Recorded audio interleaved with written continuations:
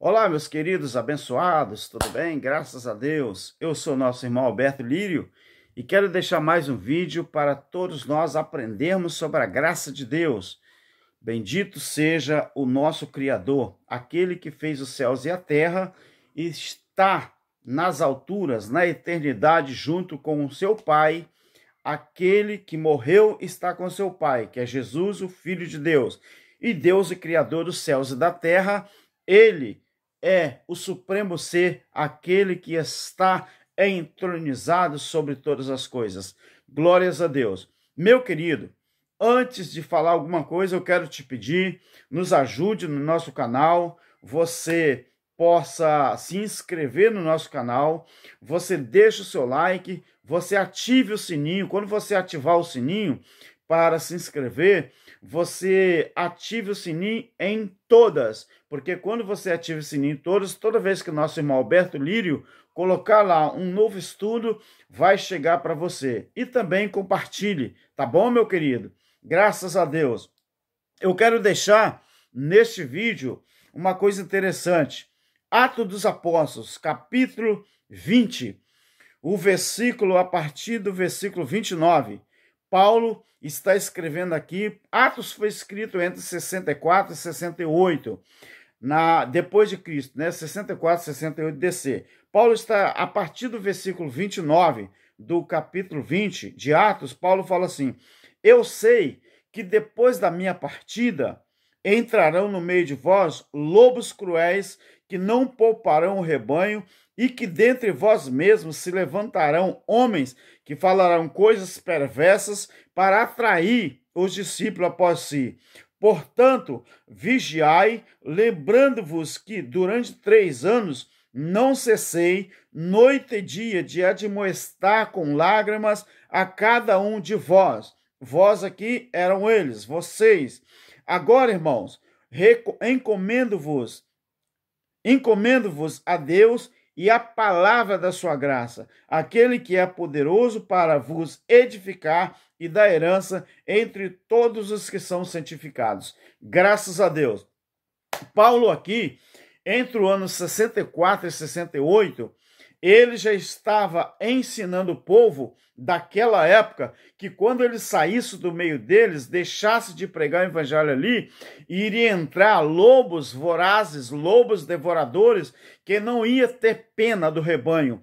E nós estamos vendo justamente 2000 anos depois, a situação piorou. A situação piorou. Quando um homem bota um ministério hoje, sabe para que ele coloca o ministério? Ele inaugura o ministério, ele cria, ele monta o ministério. Sabe para quê? Para depenar a igreja. Os homens, eles não estão depenando a igreja de Deus. Eles estão depenando a igreja deles, que eles dizem que é deles. Sabe para quê que eles montam um ministério? Eles montam uma igreja, entre aspas, igreja entre aspas. Eles montam para tirar dali o sustento para eles, para sua família, pagar os seus altos salários, pagar a sua faculdade, pagar a faculdade dos seus filhos, dos seus netos, e quem paga isso é você. Então, meus queridos, Paulo já tinha essa preocupação. Eu quero dizer para você que hoje eu estava ouvindo uma mensagem do nosso irmão Júlio Chaves, lá do norte do Brasil, norte, nordeste, e ele estava falando uma coisa interessante. Os homens, eles falam que eles estão tirando dinheiro, dízimo, para fazer a obra de Deus. E se eu te surpreender, e irmão Júlio, ele falou uma coisa interessante. Eles falam que é a obra de Deus. Obra de Deus, meu filho. Você sabe qual que é a obra de Deus? Eu vou te mostrar na Bíblia o que é a obra de Deus. Abre a sua Bíblia em João, no capítulo 6, o versículo 26. João, capítulo 6, versículo 28 ao 29. Olha o que é a obra de Deus. Olha aqui, capítulo 6 de João, o versículo 28, 27 e 29. Olha o que é. Trabalhai, 28 e 29. Perguntaram eles: que faremos para executar as obras de Deus? Jesus respondeu: a obra de Deus é esta, crer naquele que me enviou. Esta é a obra de Deus. Mas sabe o que os pastores, entre aspas, que para mim não é pastores, são lobos devoradores, são lobos vorazes? Sabe o que eles estão fazendo? Eles estão tirando o dízimo seu, tirando a oferta, tirando tudo que eles puderem de você, a gordura. Sabe para quê?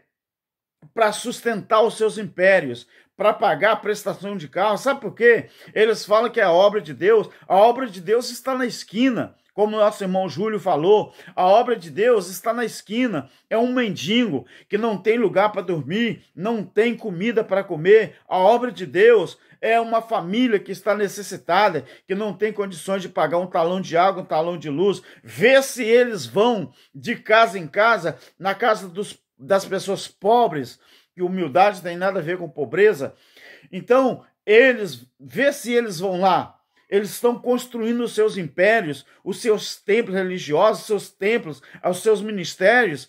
É só para arrecadar dinheiro, para gastar na sua própria família. Deixa de ser trouxa, meu querido, deixa de ser bobo. Não seja uma ovelha que está sendo depenada. Eles estão depenando a igreja, mas não é a igreja de Deus, porque a igreja de Deus, ela não vai atrás desses lobos. A igreja de Deus, ela não é capacha desse povo que diz que é homens de Deus.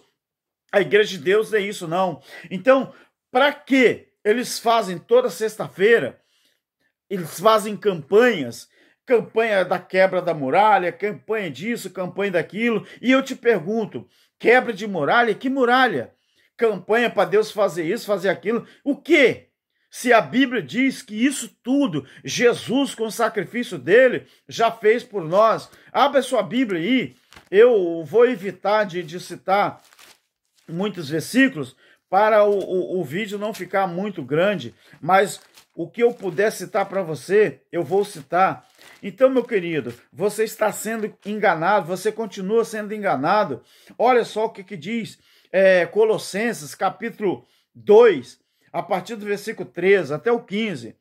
E a vós outro que estava morto nos vossos pecados e na incircuncisão da vossa carne, ele vos vivificou juntamente com ele, perdoando todos os nossos pecados, todos os nossos delitos, fazendo mais o quê? Havendo riscado o escrito de dívida que havia contra nós nas suas ordenanças. Os líderes religiosos de hoje ainda estão se baseando na lei para enganar você, para arrancar de você dinheiro, para arrancar de você, para meter medo em você. Eles estão baseando na lei, sabe para quê? Para manter você preso, meu filho, numa religião, numa denominação. Agora, ele riscou a dívida que havia contra nós, ele havia contra nós nas suas ordenanças, a qual nos era contrário.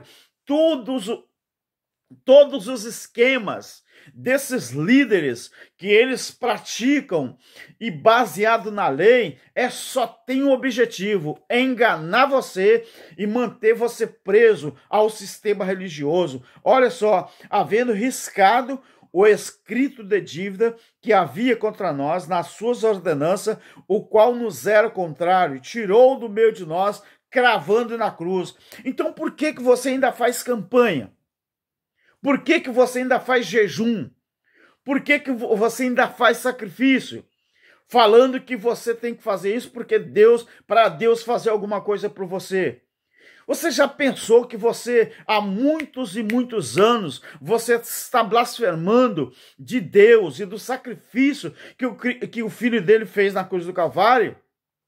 Olha, Colossenses 1 e o 18. Fala que Cristo é o cabeça desse corpo e o corpo é a igreja. A igreja de Cristo, ela não é depenada, não. Sabe por quê? Porque a igreja de Cristo, ela não tem o pastor, ela não tem um líder, ela não tem um homem religioso como cabeça. Quem é meu cabeça é Cristo. Por isso que os homens têm raiva de mim e começaram a me massacrar. Mas para mim não tem problema. Não tem problema nenhum. É aí que eu estou satisfeito. Sabe por quê? Porque nós não estamos combatendo contra a igreja de Deus. A igreja de Deus, o cabeça dela é Cristo. Agora, a igreja dos homens, o corpo, a cabeça dela é o próprio homem. É o líder, é o pastor. Eles se auto-intitulam pastor. Você sabia que o ministério pastoral, o ministério profético, o ministério que você vê em Efésios 4:11, eu acredito que seja, Efésios 4:11, deixa eu olhar, que eu não posso mentir e nem enganar ninguém. É 5:11? 4:11, isso, 4:11. Aí fala assim, e ele mesmo deu uns para apóstolos, outros para profeta, para evangelista, para pastores e doutores, tendo em vista o aperfeiçoamento dos santos, para desempenho do ministério, para a edificação do corpo de Cristo. Ô meu filho, enquanto o corpo de Cristo estava sendo edificado, no início, lá no tempo da lei, porque enquanto o Filho de Deus não se manifestava no juízo, Mateus 16:28, ainda estava sendo constituído a igreja como corpo de Cristo. Mas eu te pergunto, depois do juízo, o corpo de Cristo já tinha sido feito ou ainda continuou sendo feito? A Bíblia diz que foi o corpo de Cristo constituído ali. Então, esses ministérios aqui era para o tempo antes do juízo. Era para enquanto a igreja de Cristo estava sendo constituída. Hoje não tem mais. Hoje o cabeça não é o homem. Hoje o cabeça é Cristo. A Bíblia diz isso. Olha o versículo 24 também do capítulo 1 de Colossenses. Olha só. Agora, Paulo está falando, agora eu me regozijo no que padeço por vós, e na minha carne eu cumpro o resto das aflições de Cristo pelo seu corpo, que é a igreja. Presta atenção na palavra resto. Eu cumpro o resto, Paulo está falando, porque Paulo ainda viveu antes do juízo. Paulo não passou pelo juízo.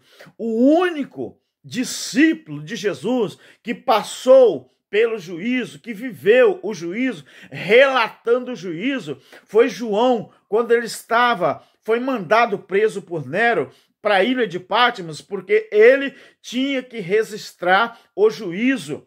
Lá no Apocalipse, tudo que ia acontecer em Israel foi registrado por João no livro de Apocalipse. E muitos líderes pegam o Apocalipse metendo medo nas pessoas, dizendo que ainda vai acontecer. Mas sabe por quê que eles fazem isso? Porque eles passam por cima da Bíblia em um trator. Eles não respeitam o remetente, não respeitam o destinatário, eles não respeitam a história, não respeitam os tempos verbais da nossa língua portuguesa, não respeitam a conjugação do tempo verbal, não respeitam nada disso. Aí sabe o que acontece? Eles jogam para o futuro, os futuristas. Então, meu querido, fazer obras da carne, campanhas, jejuns, para quê?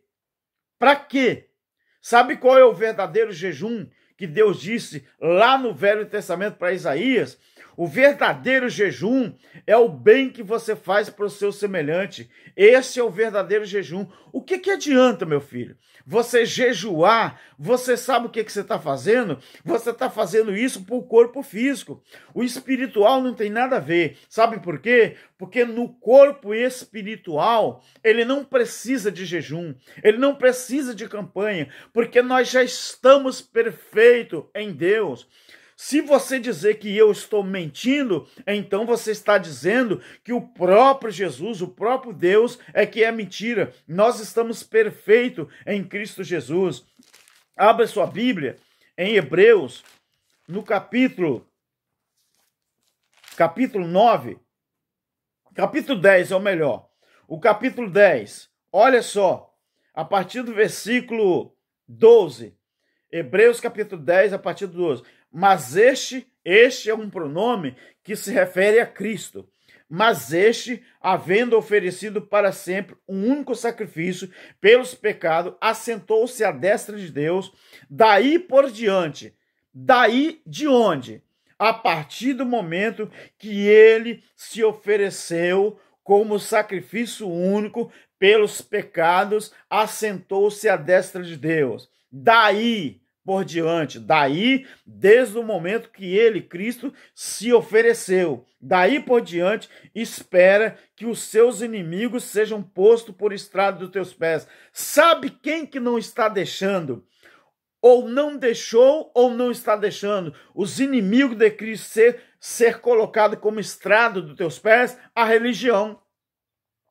A religião não quer que você seja perfeita em Cristo. Eu aceitei ser perfeito em Cristo. Por isso que a Bíblia diz que se eu fosse do mundo, o mundo me amaria. Mas sabe por que tem muita gente que fala mal de mim? Porque eles que são do mundo. Eu não sou do mundo. Se eu fosse do mundo, essas pessoas que falam mal de mim estariam falando bem de mim. É isso que a Bíblia diz. E outra coisa, foi Jesus que ensinou isso. Ele vos odeia, o mundo vos odeia, porque vocês não são do mundo. Agora olha o verso 14 de Hebreus 10. Porque com uma só oferta, ele aperfeiçoou para sempre. Aperfeiçoou ou não aperfeiçoou? Eu sou perfeito em Cristo. Mas o que é perfeito em mim? É a minha carne ou o meu espírito? O meu espírito. A minha carne, a Bíblia diz que ela não serve para porcaria nenhuma. Essa carne, quando terminar os meus dias, ela vai para a sepultura, que João Ferreira de Almeida disse que é inferno, mas o original diz que é sepultura, o lugar encoberto, a cova, o Geena, o Tartário. Isso é sepultura. Agora veja bem, o Espírito Santo também nos testifica primeiro quando diz: eu vou colocar a minha aliança, depois desses dias, eu vou colocar a minha aliança nos seus corações e eu a escreverei no seu entendimento. E acrescenta ainda: jamais me lembrarei dos seus pecados e das suas iniquidades, porque onde há remissão destes, quer dizer, dos pecados destes, é um pronome que fala sobre a iniquidade e sobre o pecado. Ora, onde há remissão destes é um pronome que se refere a pecados e a iniquidade do versículo anterior. Onde há remissão destes, não há mais oferta pelo pecado. Ei, você está ofertando na campanha? Nas campanhas? Você está ofertando o quê? Você quer aperfeiçoar em Cristo o quê? Você que faz jejum, você que faz vigília, você que ainda continua fazendo campanhas, é para aperfeiçoar você em quê? Se a Bíblia diz que com um único sacrifício, Jesus já fez isso tudo, qual o esforço que você está fazendo, que te enganaram e você continua fazendo? Meu querido, se a minha salvação dependesse de mim, e ela já está garantida no meu espírito, se ela dependesse de mim, eu estaria no sal. Você sabe por quê? Porque a minha carne, ela não presta para nada. A minha carne, ela é fraca. A minha carne, ela não serve para nada. A minha carne, ela vai para a sepultura, meu filho. Aprenda isso em nome do Criador. Não seja enganado pelo sistema religioso. O sistema religioso está enganando você, rapaz. Preste atenção. O nosso espírito, ele é perfeito em Deus. O nosso espírito, a carne, ela não serve para nada, não. Deixa eu te mostrar um segredinho. Abre a sua Bíblia no Salmo 139. Eu tenho que te mostrar, porque eu tenho responsabilidade com você, assim como os pregadores da graça têm. Abre o Salmo 139, o versículo 15 e o 16. Preste atenção nisso aqui, para depois você não dizer que os ensinadores da graça não mostram o texto. Nós só falamos o que está escrito.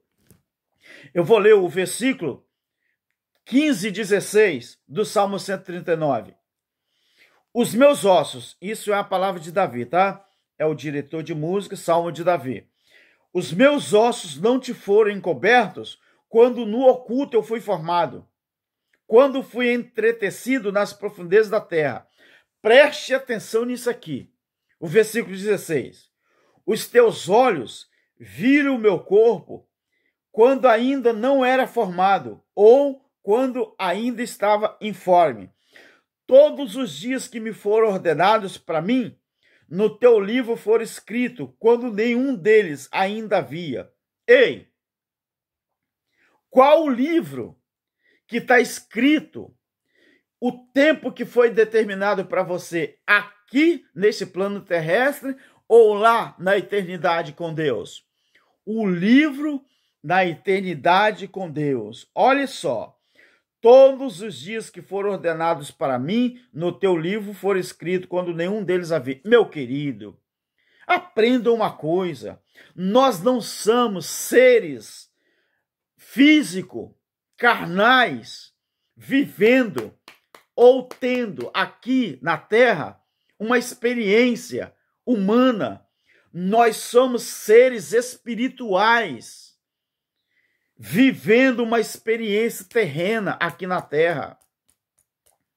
Davi está dizendo que antes dele ser formado, antes do corpo ser entretecido, que os nervos são assim, né? É igual peneira, é igual um jacá. Não sei se alguém conhece jacá, tapetim, né? Aquele que faz tapetim é vamos dizer assim, aquele objeto, né? Que faz a massa para fazer farinha, o tapetim. Ele é todo entretecido. O nervo do nosso corpo é assim, ó, todo entretecido, né? Entretecido porque tá um agarrado no outro, né? E vai embora, igual uma peneira mesmo. Então, Davi está falando aqui que antes do corpo dele ser entretecido, antes dele ser formado, tudo já estava registrado no livro de Deus. Se você olhar Efésios capítulo 1, sobre a doutrina da predestinação, que muita gente fala, os doutores de anel no dedo, eles falam que a predestinação é a doutrina de Calvino ou de Armínio. Eu não acredito nem em um nem em outro. A doutrina da predestinação, ela é paulinista e não calvinista. Por quê? Porque Paulo nasceu primeiro do que Calvino. Então, tudo que Paulo escreveu nas Escrituras, sabe para quem que é? É para mim, para você, para nós. E sabe, nas Escrituras não, no Evangelho da Graça. A Escritura se refere ao Evangelho do Reino ou à lei. Então, tudo que Paulo escreveu na graça, ele recebeu diretamente do céu. É isso que ele fala em Gálatas. Então, Davi está falando que antes dele chegar aqui como ser humano, ele já existia na eternidade com Deus. Se você olhar Jeremias, capítulo 1, o versículo 4 e verso 5, você pode falar que é a mesma coisa do Salmo 139 e o versículo 15 e 16. É a mesma coisa. Aí, quando você vai para Efésios 1, você entende que Deus, ele nos predestinou antes da fundação do mundo. Então, estão de acordo. A palavra está de acordo. Meu querido, acredite na Bíblia. Acredite na palavra. Acredita tenha entendimento, abra o seu entendimento, deixe de ser enganado. Sabe o que os pastores, sabe para que os pastores, os líderes religiosos, eles querem você dentro do templo, dentro da religião? Porque é só lá que eles conseguem arrancar de você. Ele quer arrancar sua gordura, mas você é preciso estar lá. É preciso que você esteja lá. Porque lá eles vão te dar um cartão de dízimo, eles vão te dar um cartão de campanha, um envelope, eles vão meter uma carteira de membro no seu bolso e vão dizer para você, olha, assim, olha, você só tem comunhão com Deus se você tiver um cartão de membro da nossa igreja. Você só vai conseguir ter a sua oração respondida se eu, que sou o seu pastor, interceder por você. Será que ele está pregando a verdade? E o dízimo? Por que eles não ensinam a verdade? Você quer um conselho para entender o que é dízimo? Segunda Crônica, a partir do versículo 31, capítulo 31, leia toda a primeira crônica antes de você ler Malaquias. Leia todo o capítulo 31 de Segunda Crônica. Sabe o que diz aqui? Das contribuições no culto, incluindo o dízimo. Sabe o que está ensinando aqui? Que esses dízimos arrecadados, 10% do que os judeus arrecadavam na roça, a sua plantação de milho, de soja, de trigo, de arroz, de feijão, 10% era levado e depositado no templo para sustentar a classe sacerdotal dos levitas, porque os levitas não tinham terra como as outras tribos tinham. Então, era dever e obrigação que todos os judeus que tinham condições de ter terra, de plantar, tudo que eles recolhiam da roça, colhiam da roça, das suas plantações, 10% daqueles produtos tinha que ser levado para o templo para sustentar os levitas que cuidavam da ordem dos cultos feito nos tabernáculos, no templo, que era móvel na época do Velho Testamento. O verdadeiro templo, móvel fixo, só foi construído já no reinado de Salomão. Aquele templo que várias vezes foi derrubado e que na época de Jesus, Herodes já tinha levado 46 anos para deixar ele no estado que estava. Mas Jesus, ele falou que o símbolo da lei precisava ruir, precisava cair, porque o segundo tabernáculo tinha que ser levantado. Em Hebreus capítulo 9, vai te explicar tudo isso. O tabernáculo terrestre e o tabernáculo celeste, o tabernáculo físico e o tabernáculo espiritual. Meu querido, estude 2 Crônica, capítulo 31, e você vai encontrar aqui, em vários lugares, a palavra distribuir ou distribuição. Sabe quem era o cara que mandou fazer isso? O rei Ezequias, que na época aqui era ele que era o rei. Então ele foi o rei que botou ordem nisso aqui e mandou que todos os judeus pudessem trazer os seus dízimos. Dízimo quer dizer 10ª parte, dízimo quer dizer 10%, mas não é de dinheiro, meu querido. O dízimo valia na velha aliança que foi abolida pelo sacrifício de Cristo na cruz do Calvário. Aprenda isso pelo amor de Deus. Não seja enganado do jeito que você está sendo por muitos anos, por muito tempo. Meu querido, você só vai continuar sendo enganado se você quiser. Olha o que diz Jeremias, no capítulo 23. Olha só, eu quero ler o versículo 10, 11 e 12. Jeremias, olha o que já existia no tempo da lei, na velha aliança. Olha só. A terra, isso aqui fala sobre os falsos pastores e os falsos profetas. A terra está cheia de adúlteros por causa da maldição. A terra chora e os pastos do deserto se secam. O caminho dos adúlteros é a maldade, a sua força, a injustiça. Tanto o profeta como o sacerdote estão contaminados. Até na minha casa que ele está falando, era o antigo tabernáculo. Deus fala, até na minha casa eu achei a sua maldade, diz o Senhor. Portanto, o seu caminho lhes será como lugares escorregadios na escuridão. Serão empurrados e neles cairão. Trarei sobre eles. Você vai aprender isso em Mateus 23, a partir do versículo 33, trarei sobre eles, sobre a nação de Israel, a calamidade no ano do seu castigo. Qual foi o ano do castigo de Israel? No ano 70, através do imperador Tito e o seu pai Vespasiano. O juízo veio sobre Israel. No ano do seu castigo, diz o Senhor, entre os profetas de Samaria, vi loucura, profetizava por parte de Baal e fazia entrar o meu povo Israel. É isso que está acontecendo nos tempos de hoje, meu filho.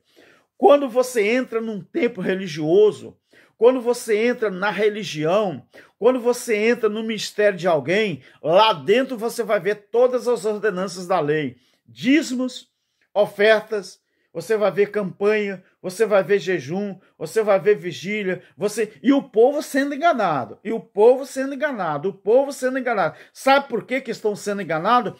Porque não querem nada com a Bíblia. Não querem nada com a palavra de Deus. O povo crente não gosta de estudar a Bíblia. O povo crente só gosta de repetir o que ouve, igual crente papagaio. Já viu o crente papagaio? Crente papagaio é aquele que gosta de repetir o que os outros falam, mas vê se eles vêm para aqui.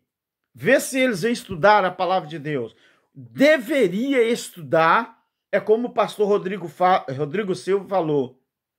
Estudar e ler não são sinônimos perfeitos. A Bíblia, ela não é feita para ser lida, ela é feita para ser estudada. Mas o povo crente não quer continuar enganado. Olha o que Deus disse aqui através do profeta Jeremias. O meu povo, tá tudo. Agora, muita gente pensa que o adultério é só adultério carnal, adultério físico. Você aqui está tratando de adultério também espiritual. O que é adultério espiritual? Você pegar as coisas de Deus sagrada e confundir elas. Você confunde a velha aliança com a nova aliança e você faz uma fusão e para você é a mesma coisa. Isso é adultério. O que é adultério? É mistura. Você mistura as coisas. Então, o que acontece?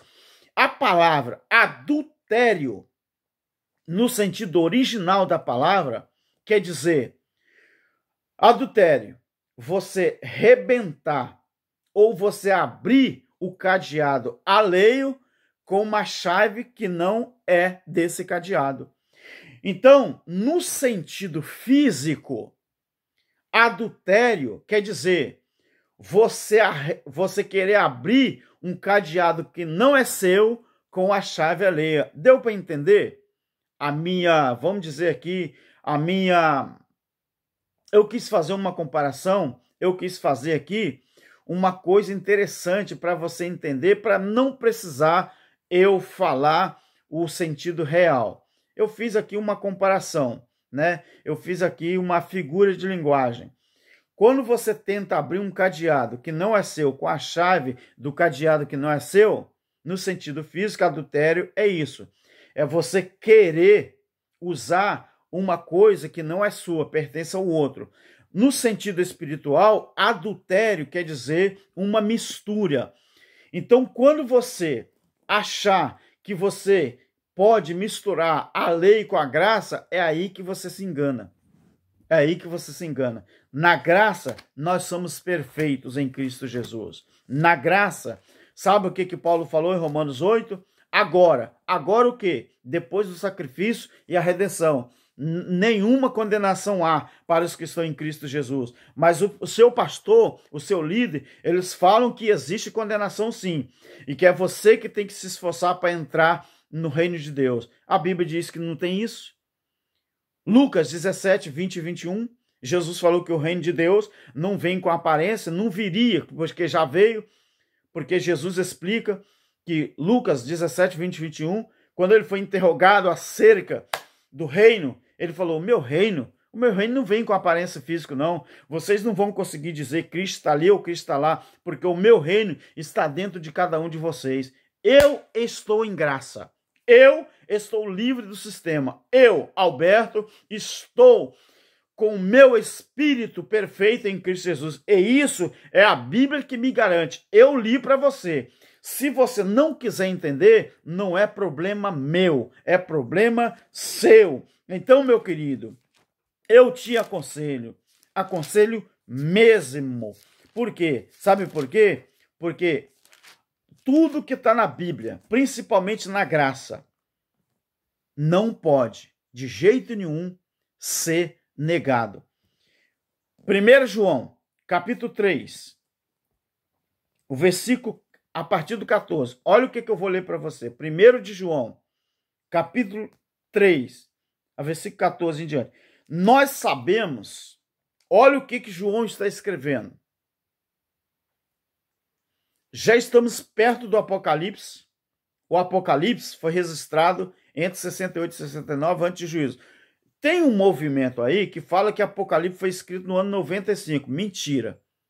Se João morreu entre o ano 69 e 70, como que Apocalipse poderia ser escrito no ano 95? Mentiram para você e muita gente acredita. Olha, 1 João 3, a partir do verso 14. Nós sabemos que já passamos da morte para a vida porque amamos os irmãos. O que faz o servo, a serva de Deus, passar da morte para a vida? Amar o seu semelhante.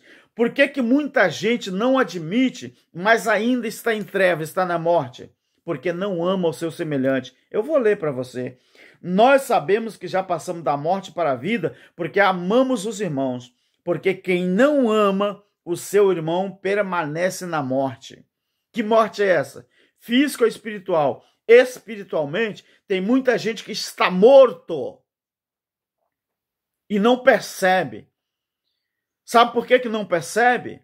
Porque não ama o seu semelhante, mas não se dá conta, não dá o braço a torcer. Todo aquele que odeia seu irmão é homicida. É o homicida espiritual. Esse homicida aqui não é físico, é espiritual. E vocês sabem que nenhum homicida tem vida eterna permanente em si. Preciso falar mais alguma coisa? Meu querido, ame o seu semelhante durante a sua estadia aqui na terra, porque senão você ainda permanece na treva. E quem ama o seu semelhante, ele já passou, não vai passar não.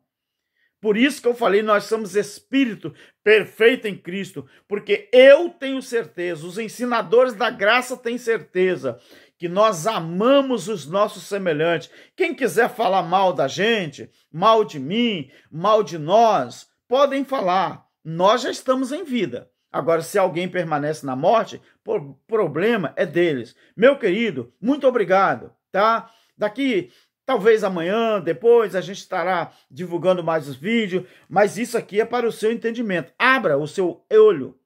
Esse que está aqui, ó. Sabe como que é chamado ele na Bíblia? Os olhos do vosso entendimento. Esse aqui é físico, ó. Que eu uso óculos porque para ler perto tem que usar. Para dirigir, não. Para dirigir, não preciso de óculos. Mas para ler algumas Bíblias, eu só tenho 26.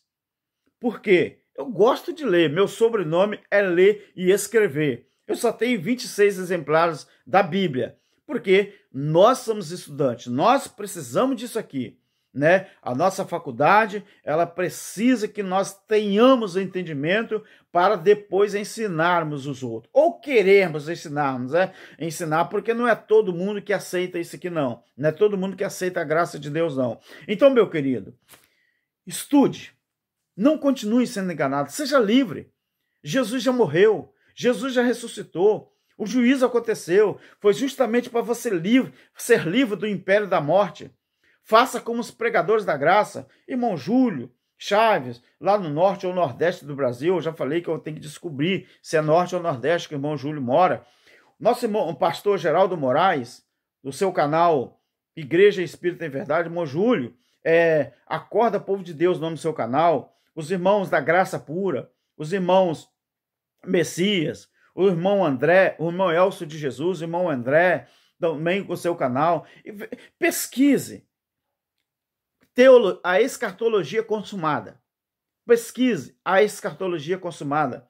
E você vai achar muitos ensinadores da graça. Não é a teologia que te prende a nenhum sistema, não. É a faculdade da graça libertadora. Meu querido, fique na paz, fique com Deus. Eu agradeço pela sua atenção e nos ajude. Divulgue este canal. Nosso irmão Alberto Liro. Se inscreva, dê o seu like ou o seu dislike, não tem problema. Faça o seu comentário, mas compartilhe na empresa, compartilhe com os seus amigos, compartilhe em grupos, porque eu quero, em nome do Criador, que almas sejam alcançadas, não almas para Jesus. Não tem esse negócio de ganhar alma para Jesus, não. Ou até hoje, eu também aprendi muita coisa errada. Como que eu vou ganhar alma para Jesus se a Bíblia diz que foi ele que predestinou antes mesmo da criação do mundo? Ele sabe quem é filho de Deus e quem é filho da ira. Então, você acha que Deus Criador, eu vou ganhar alma para Jesus? Se você me citar, ide por todo mundo pregar o evangelho, eu vou te surpreender que isso aí valia na época que Jesus veio e era para os judeus. Hoje, na graça perfeita em Cristo, tudo já foi aperfeiçoado. Se você ler todo o livro de Hebreus, eu aconselho que o livro de Hebreus ele foi escrito para quê? Para nos ensinar a transição da velha aliança para a nova aliança. Quer entender o que é lei e o que é graça? Estude todo o livro de Hebreus e você vai aprender e vai, talvez, sair de uma vez do sistema religioso. Fica na paz, eu agradeço. Graça e paz. Amém.